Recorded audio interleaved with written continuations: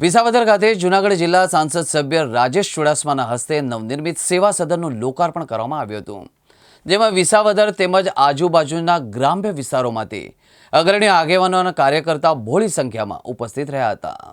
સરદાર પટેલ સાહેબની પ્રતિમાને પુષ્પહાર સાથે આ કાર્યક્રમની શરૂઆત કરવામાં આવી હતી। આ સાથે જ વિસાવદરની જાહેર જનતાની ઘણા સમયથી માંગ હતી કે વિસાવદર શહેરના રાજમાર્ગોમાં સીસી રોડથી બનાવવામાં આવે। આ બાબતે ધ્યાને રાખીને વિસાવદર રામ મંદિરથી રેલવે સ્ટેશન સુધીનો આરસીસી રોડ મંજૂર થયેલ હોવાથી આજરોજ તેનું ખાતમુહૂર્ત પણ કરવામાં આવ્યું હતું। વધુમાં સાંસદ દ્વારા વિસાવદર તાલુકાને નવનિર્મિત સેવા સદનનો શુભ લાભ હવેથી મળી શકશે।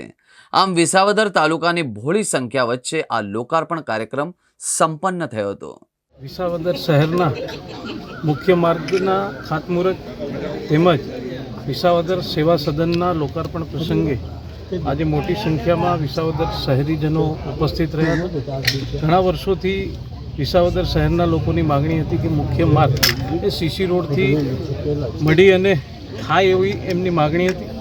આદરણીય મુખ્યમંત્રી શ્રી ભૂપેન્દ્રભાઈ પટેલનો ખૂબ ખૂબ આભાર માનું છું કે જેમણે 2 કરોડથી પણ વધારે રકમ મંજૂર કરી અને આ સીસી રોડ બનાવવા માટેની મંજૂરી આપી, એ બદલ એમનો ખૂબ ખૂબ આભાર માનું છું।